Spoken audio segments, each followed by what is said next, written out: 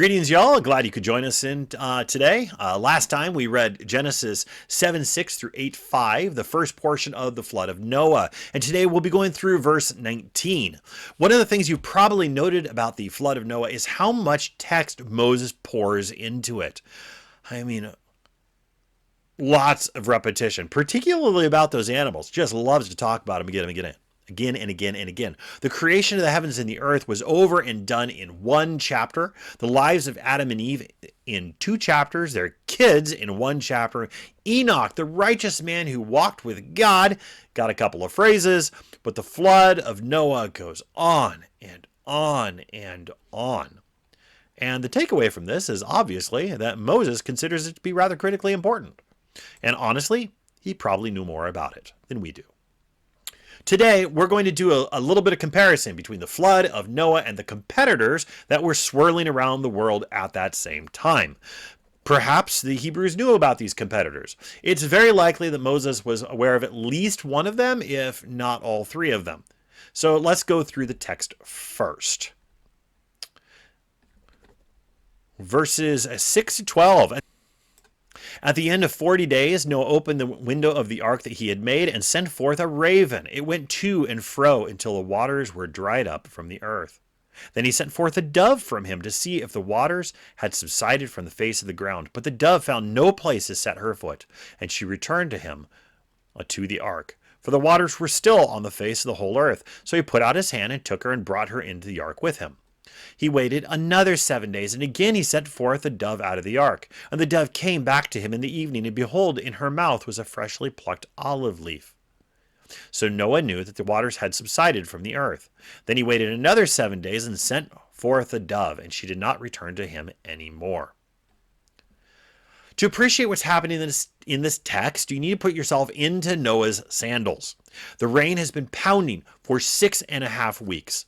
The seas are awful. The place stinks. Then one day, it all goes clear. Instead of a gale, you have a steady wind rushing around the boat, driving it along. You open the only window to the outside world, and there you see water. Lots and lots of water. And I would suppose an enormous amount of debris. God told you back in Genesis 7:4 that he would send rain for 40 days. And when 40 days had passed, you knew it because you'd put a hash mark up next to that big door of yours on the wall for every single one of those days. And at the end of 40, the rain stopped. So that worked out. So now what?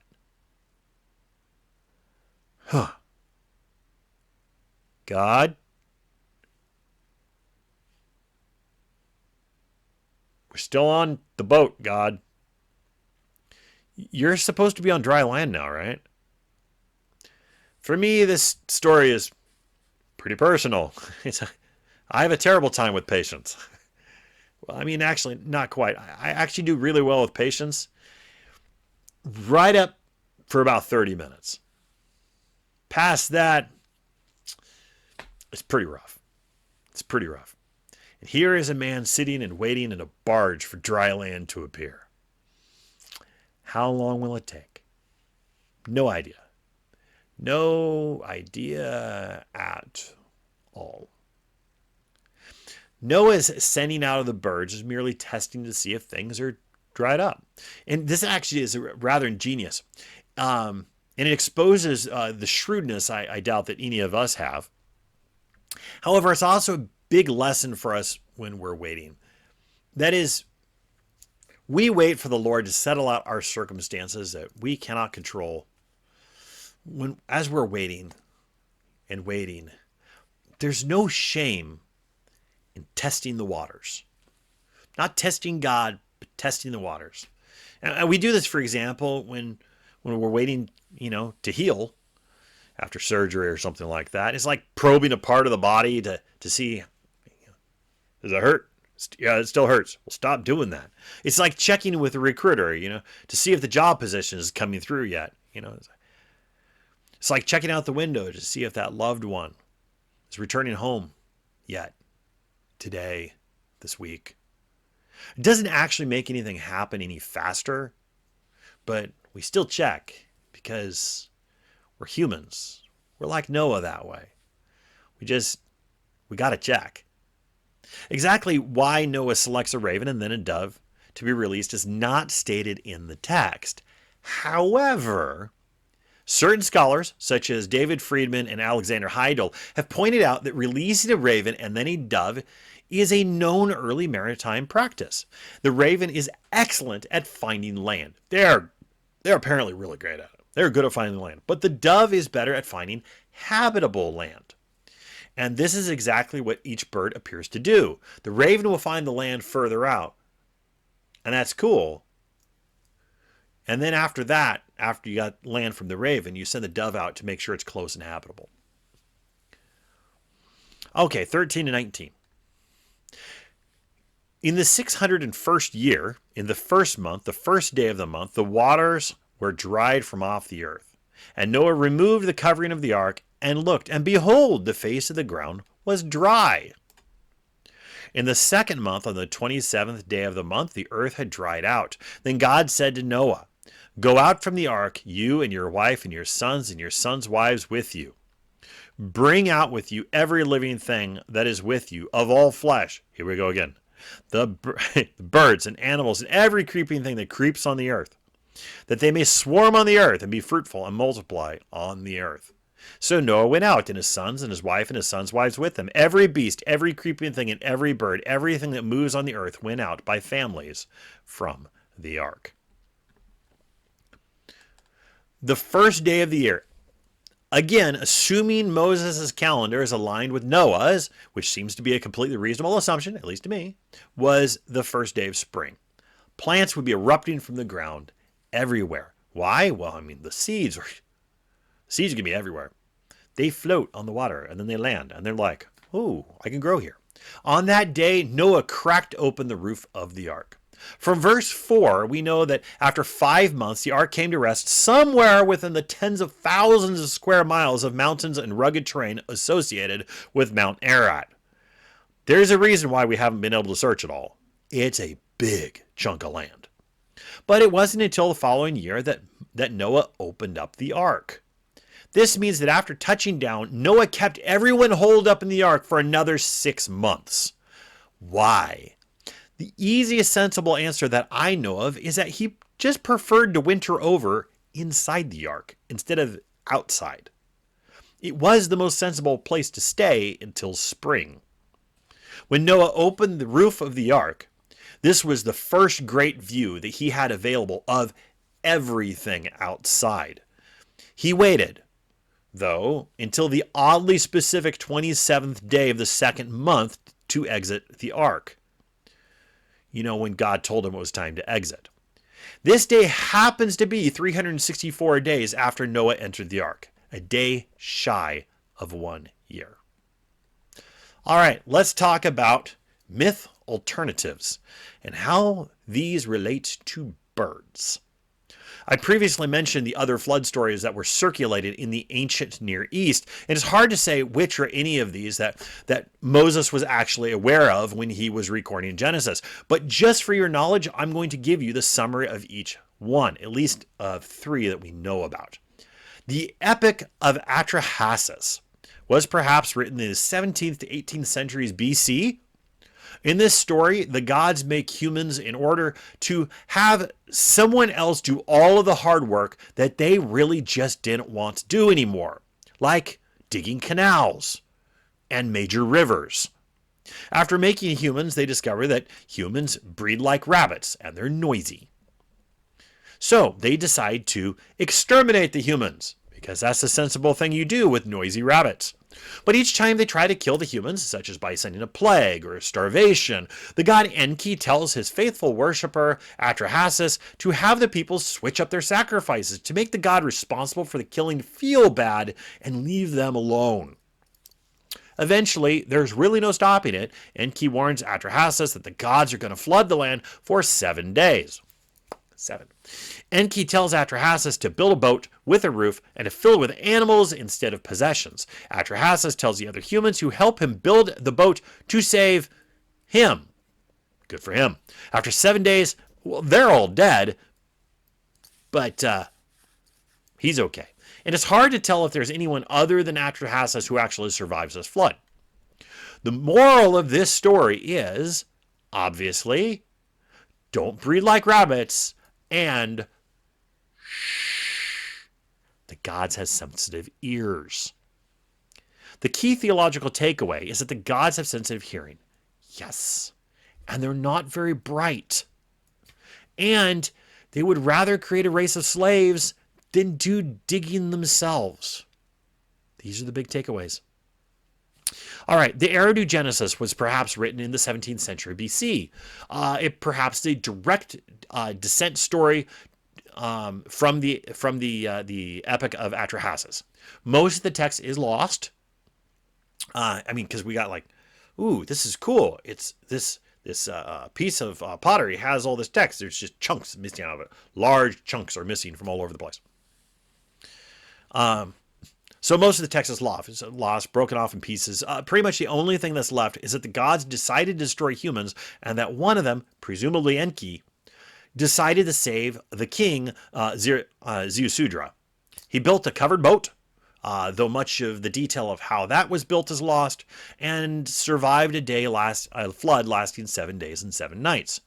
This tablet also recognizes the city of Eridu as the first of all cities. This tidbit becomes more interesting when we get the discussion on the city of Babel in Genesis 11.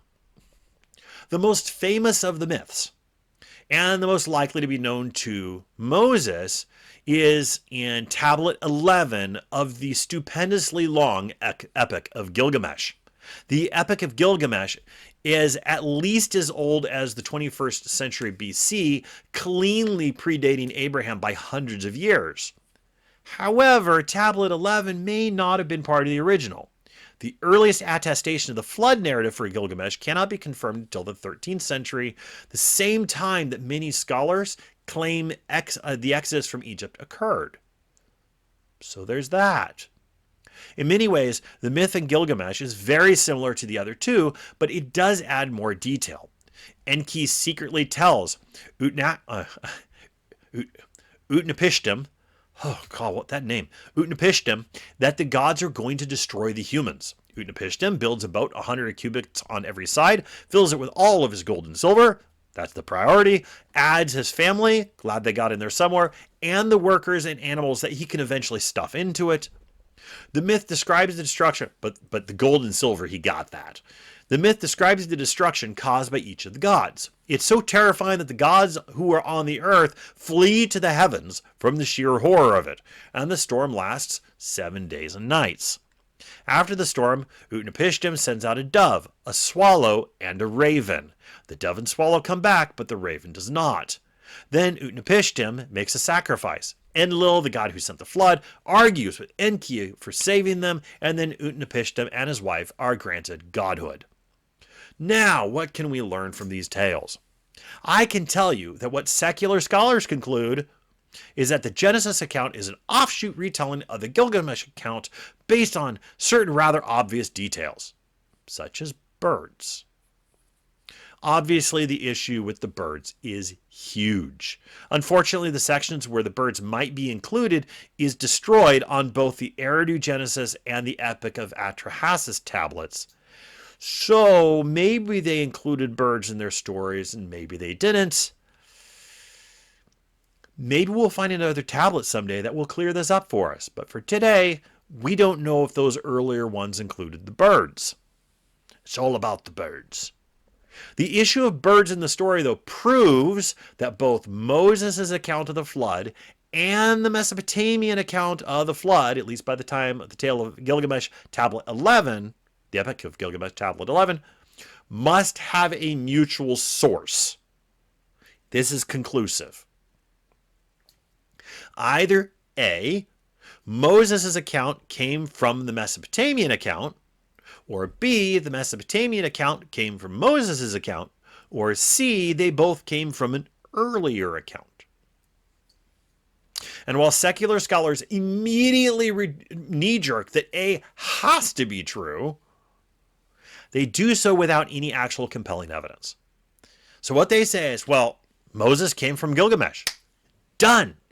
What's your evidence? Because it did. And that's what you get. Quite to the contrary, it seems that the ancient maritime practice of releasing a raven and then a dove in that order, as it is in the Genesis account, demonstrates a better knowledge of the original story than the Mesopotamian account, where he releases a dove and then a swallow, which has the maritime folks going, why would you do that? And then a raven. Wrong order. So what does this mean? Well, it could mean that the Mesopotamian account came from Moses' account, or it could mean that they both come from an earlier account, and Moses' account traced the statements about the birds accurately, and the other one got corrupted along the way. And both of these are perfectly valid, reasonable conclusions. Last thought for today. I've previously talked about how the absence of certain content in Genesis would be a glaring omission to the Hebrews. And there's something lacking in the flood story for the Hebrews. Apep. In Genesis 3, Moses neutered Apep, the wicked serpent god of the Egyptians, rather than being powerful and a threat to the great god Ra. He's a puny, lying little snake who's condemned and destined to death at the hands of a future descendant of the woman he deceived. Remember that Apep's domain was the primordial waters, the great abyss, the deep, we would call it. This is the abyss that is mentioned in Genesis 1:2, when the Spirit of God hovered over the face of the deep, or the face of the abyss. For the Egyptians, the flood would constitute a victory for Apep. The Egyptians would say, all flooded, Apep won. He returned the earth to his domain. Returned it to the chaos of the primordial world. But that's not how this story goes. Apep is disregarded. Not mentioned there at all, just as Moses flagrantly disregards the gods all through the text. Instead, the flood is planned by, performed by, and removed by one God. The God who does all the things. So there's no victory for Apep or for the Nahash, that is the snake, in the flood. Rather, the flood is pushing back against the humans who believe the lies of the Nahash. And so, did he win? No, he lost. And when he lost, there was rest. There was peace. And the story of mankind continues to one day find that seed of the woman who would crush the head of the snake. That's it for today. Next, we will finish off chapter 8. Please remember to subscribe and comment. Just put something down there, like the letter W. Just put it down there. Have you read other flood myth stories? If you have, mention those. Do you have others from around the world that you think we should address? Anything like pertinent? Because there are lots of flood stories all over the place. Let me know. Cheerio.